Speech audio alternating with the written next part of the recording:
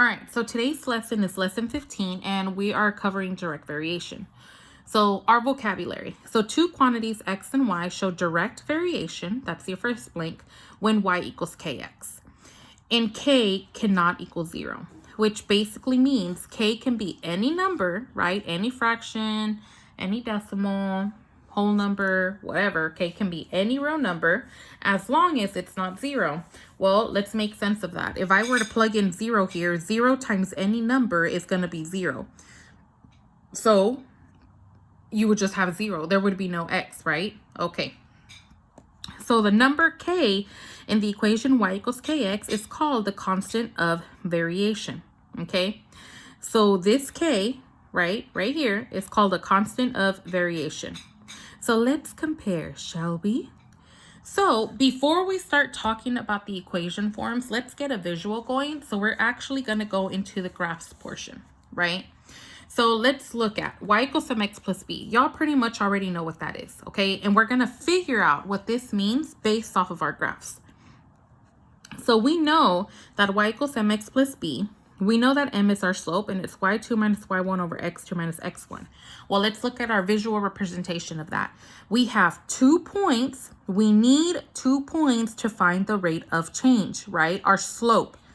So you end up with 1 point, x1 comma y1, and then you have the other 2, x2 comma y2, right?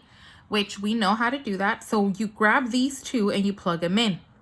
You need 2 points because your y-intercept is not, I repeat, is not at the origin. Oh, that pen didn't work.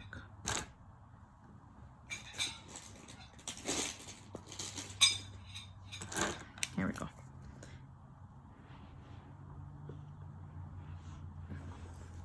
Okay, notice that your y-intercept can start anywhere on this y-axis, right? Which is why we have to have the b, the y-intercept, because this number can change. It can go through any number, whether it's positive or even negative on the y-axis, right? So the whole point is that most of the time you're used to your y-intercept not going through the origin, right? And we know that the origin is 0, 0. Okay, now let's compare this linear function to this one, right?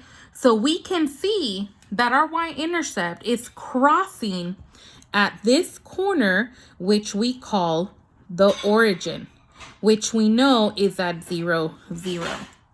So here we have an example of a direct variation type of graph and a non-direct. Okay, so the way I like to think of it is, you know, if someone is being direct with you, right, they're just direct, right? There's nothing to figure out. It is what it is, very upfront, right? So here, if you have your linear function going through the origin, is there anything to figure out? No. It's going right through the center. You know the center is the origin. The origin is 0, 0. It is extremely direct and it cuts straight through the middle. Okay? So when you have these types of problems, right? So can we use, well, miss, can I just, this is a linear function. Can I just use the slope formula to figure this out? Very good question. And the answer to your question is 100% yes. Okay? So let's look at a mini example, right? So if I have a direct variation problem and it's going through the center, and let's say this other point is at, let's make it easy, 2, 2, right? Well, miss, can I just have 0, 0 and then use 2, 2? Well, yeah, you can. There's nothing wrong with that, right? So you would have x1, y1, x2, y2. Well, let's see what happens there. You would have y2 minus y1 over x2 minus x1. So you would have 2 minus 0 over 2 minus 0. Well, you're taking away 0. So does that, sorry, you guys. So if you're taking away 0 and you're going to do that every single time, will this even affect anything? You're always going to end up with this 1 point on top of each other, right? I can choose any point. Wouldn't we want to use 0, 0 every single time? Yes, because it's the easiest number to add or subtract, because it's not going to change anything.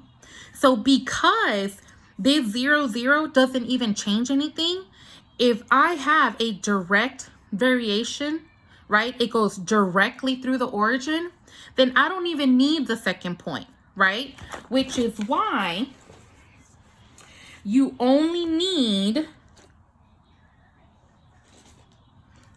one point to find the constant of variation. And again, it's not that you are doing any type of magic. It's that the second point is automatically going to be 0, 0. So because that is a very special feature, this is why only lines that go through the origin can be called direct variation, because these are the only types of line that would use 0, 0 as your second point. Okay, so direct variation are still linear functions. The only difference is that this one is going to cross through some y value and we're never going to know what it is. But if it cuts through 0, the origin, we automatically know it's direct variation. So what we just said, right, is that we're still finding the slope, you guys. But because it's a very special type of relationship, instead of an M where we have to use 2 points, we call it a K because we don't have to use 2 points anymore, right? So this K is called a constant of variation, and we find it by doing y over x. Again, let's compare. Here's our slope, right? We have y on top, x at bottom. That does not change.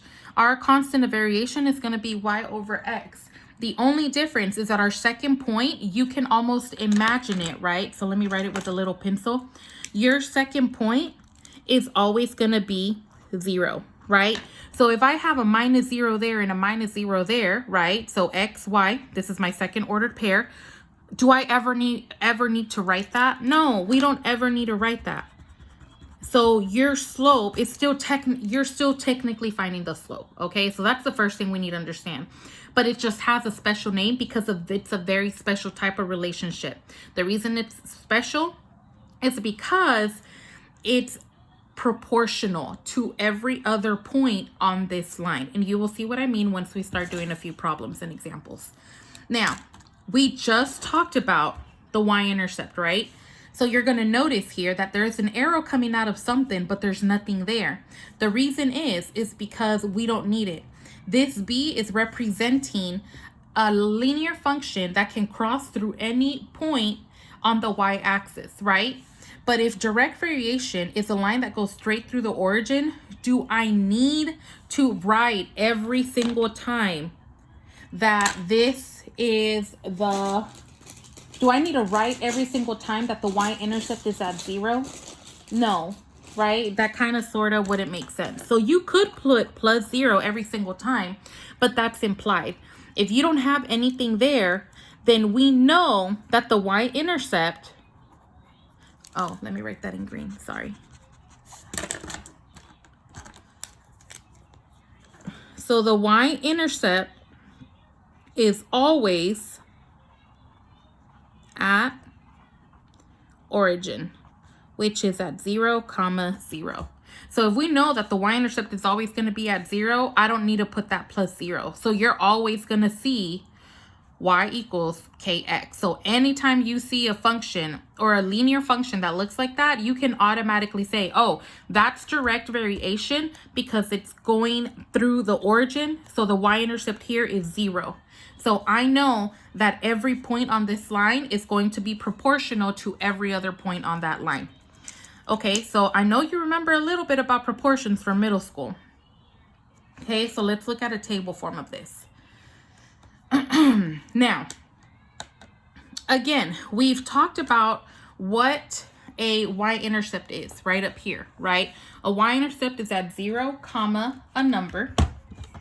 All right, so we know that if we see a 0 in our table, that is going to be some type of intercept.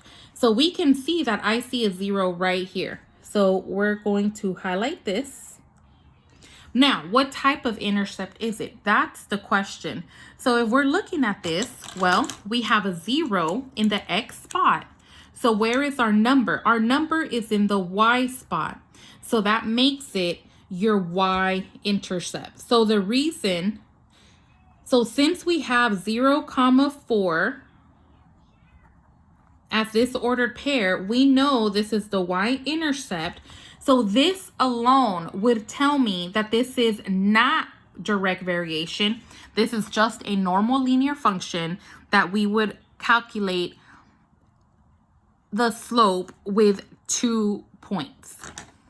Okay, so how could you be able to tell? Well, miss, what if they didn't give you that point? What if this is what you had? You had this. How can you tell if it's direct variation or not without having to graph it and figure everything out? Okay, well, good question. Well, very easy. Anything that's direct variation is always going to have a slope that you can put the numbers on top of each other, each individual point, and it should simplify to the same proportion. Okay, so that means right here, we're going to do K equals Y over X. If you have this proportion for every single one of these, then it's direct variation. So let's give it a try. So for this one, you would have 6 over 1. What does that simplify to? 6. For this one, you would have 8 over 2. Well, what's 8 divided by 2? 4. This already is enough to tell me that these are not directly proportional to each other because they simplified to 2 different numbers. So if you kept going, that would be 10 over 3. What does that simplify to? Well, just 10 over 3, which is obviously not directly proportional to 6 and 4. So this is not direct variation. This is just the normal linear function y equals mx plus b. So in order to find the linear function for this, you would have to use your 2 points, right? So you can choose any 2 points you want and do y2 minus y1 over x2 minus x1. All right. But again, the fact that I have a y-intercept at 0, 4 is enough to tell me that I would have to have 2 points to figure this out. So let's go over here. You're going to see that you have the ordered pair 0, 0, which what do we know about this particular ordered pair? We know that it's a very special ordered pair, right? It is always called the origin. So because I know this is the origin, I automatically know that this is directionally proportional, which means it is direct variation. Okay. Now, yes, that one fact tells me that. Okay, well, miss, what if we don't have that ordered pair there? How am I going to figure out? Well, same thing. We're going to look for K equals Y over X.